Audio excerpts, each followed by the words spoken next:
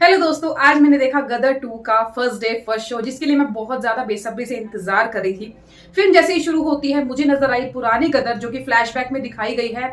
अब ये गदर का सीक्वल है गदर 2, तो ऑब्वियसली उसी स्टोरी को आगे कंटिन्यू किया गया है, जो इस फिल्म का प्लस पॉइंट है। क्योंकि जो फिल्म की पुरानी गदर के सीन्स को जब ऐड कर दिया ना, तो इस फिल्म का एक्साइटमेंट लेवल बहुत ज्यादा बढ़ गया था।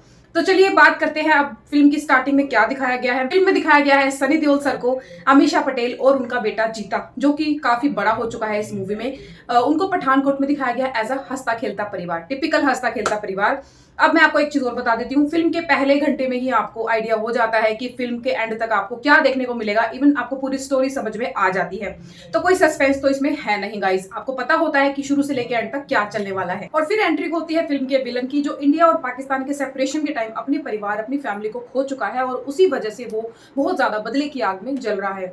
उसका जो रोल प्ले किया था वो पुरानी गदर में हमारे अमरीश सर ने किया था। बट अमरीश सर की जो एक्टिंग है ना गाइस, उसका तो कोई कंपैरिजन ही नहीं था। वो तो टॉप लेवल के एक्टर थे। बट हाँ, इस एक्टर ने भी अपने रोल को काफी बखूबी निभाया है, ये मैं कह सकती हूँ। अब इस पूरी फिल्म में ये जो एक्टर है, जो विलन है, पूरी फिल्म में सनी देओल सर को ढूंढता है, यानी हमारे तारा सिंह जी को ढूंढता है। वो क्यों? क्योंकि जो पिछली गदर का एंड सीन अगर आप सभी को याद है ना, उसमें वो ट्रेन वाला जो सीक्वेंस शूट किया गया था, उसमें काफी सारे बटालियन के जो आर्मी फोर्सेस थी ना पाकिस्तान की, वो सनी देओल सर ने मार गिराई थी। और वो बाय चांस की इसी के अंडर आती थी वो बटालियन। तो उसके 40 जवान मारे जाते हैं उस टाइम पे सनी देओल सर के हाथों। इसी वजह से ये उस चीज का बदला लेने के लिए तारा जी को ढूंढता है।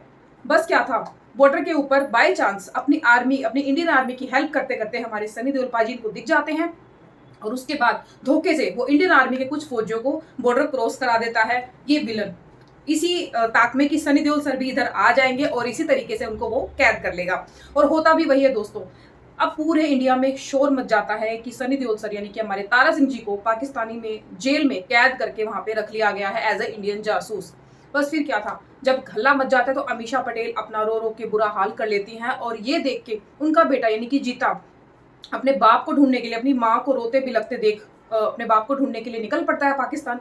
मैं तो एक बात यहाँ पे बताना बहुत जरूरी समझ रही हूँ दोस्तों, कि इतनी बॉर्डर सिक्योरिटीज के होते हुए, इतनी आर्मी फोर्सेस के होते हुए ये लड़का पाकिस्तान इतनी आसानी से पहुंच जाता है, जो कि बिल्कुल भी रियल नहीं लगता। अगर क्लाइमेक्स सुनेंगे ना दोस्तों, तो आप सुन के हैरान हो जाएंगे। ये तो मैंने फिल्म देखने के स्टार्टिंग से अभी तक सोचा ही नहीं था कि ऐसा भी कुछ सुनने को मिलेगा इस मूवी में।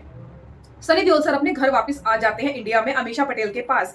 अब वो कभी पाकिस्तान जेल में कैद हुए ही नहीं, यानी कि वो कभी पकड़े ही नहीं गए बॉर्डर पे। अब ये पूरे देश में जो हल्ला मचा था वो सब झूठ था। वो पानी में बह के किसी तरीके से इंडिया आ गए और उनका बेटा उन्हें ढूंढने के लिए पाकिस्तान चला गया।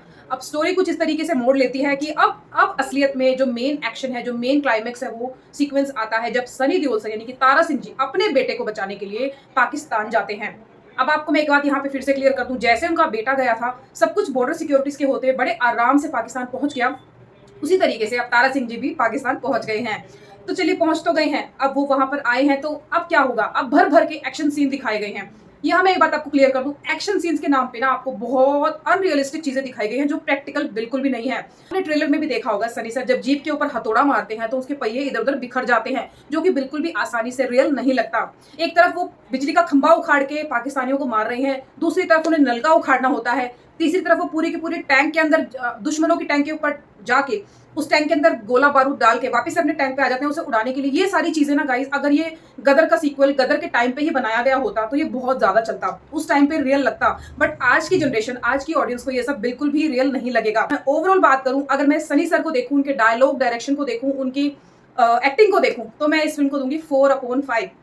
तो आप एक बार इस मूवी को देखने जरूर जाएं, अगर आप सनी सर के फैन हैं। और अगर नहीं भी हैं, अगर आप गदर के फैन हैं, तो भी आपका जाना बनता है।